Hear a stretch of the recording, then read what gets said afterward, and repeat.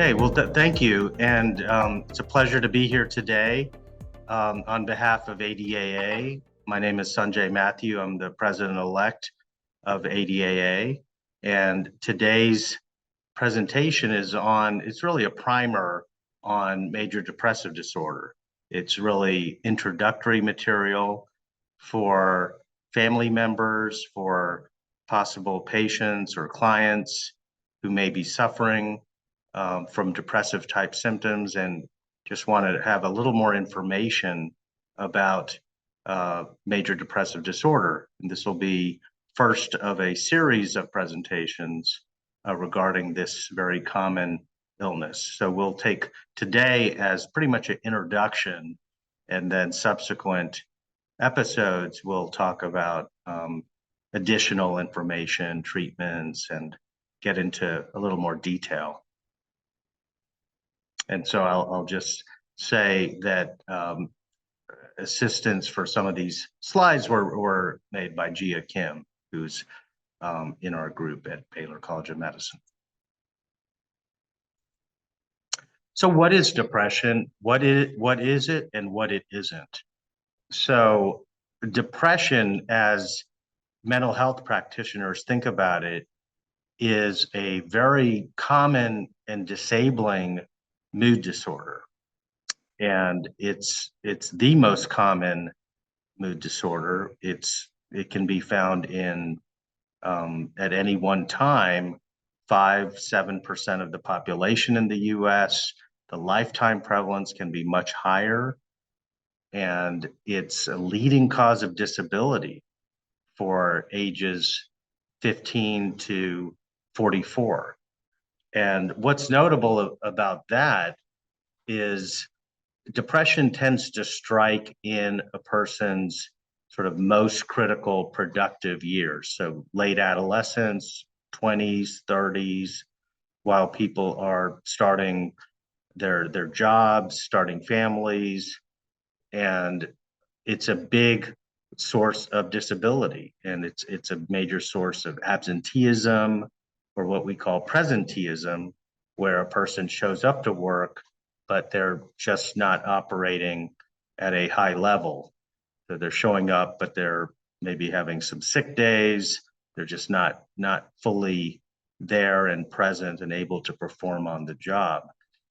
And it's a diagnosis, and we'll get into the diagnosis and the what's called the differential diagnosis, things that we think about when we also think about a diagnosis.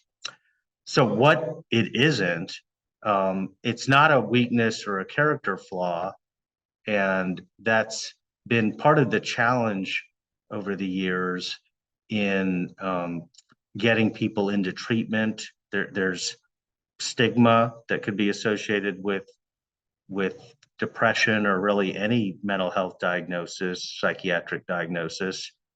And there's a sense from perhaps the individual or from family members or from others that you should just toughen up, that you should just, if you're feeling fatigued or you're feeling lethargic or you're feeling not motivated, there's a sense that, well, you should just snap out of it. You should tough it up, or you toughen it up. You should just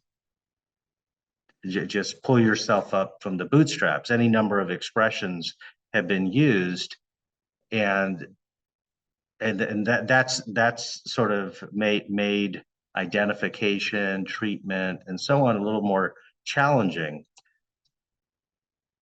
What it also isn't is it's brought on by trauma.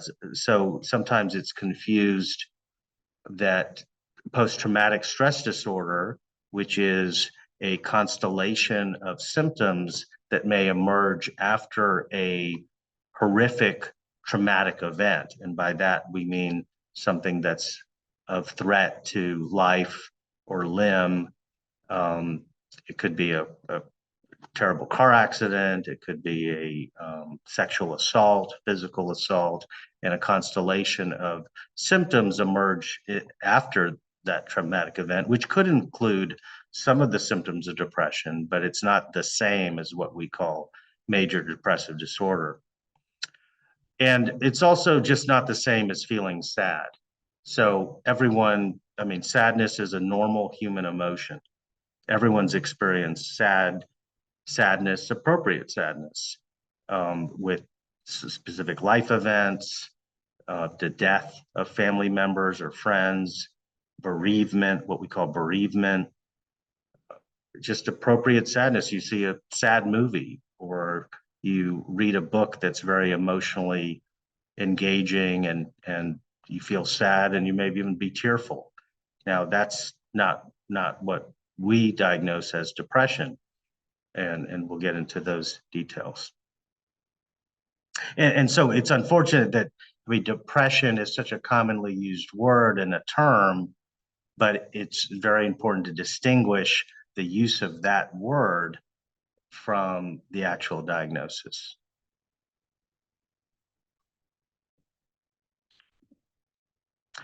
And the depression is common, as I mentioned. It's in fact one of the most common sources of burden of disease.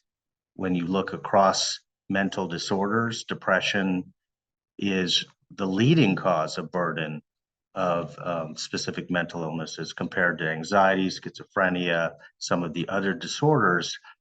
Now, it's been discussed a lot, particularly in the COVID years, in the peak COVID years between 2020 and 2022, that rates of depression continue to go up. There have been sort of a lot of discussion, are we in a mental health crisis?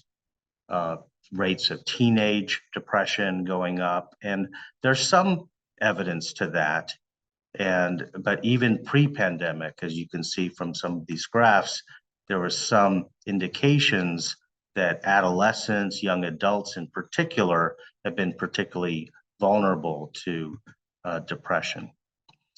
And along with depression, one of the major risk factors for depression is suicide attempts and suicide completions.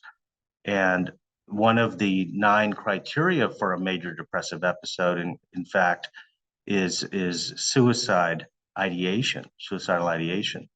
So you can see in this graphic that the suicide rate with most years continues to go up for males and females.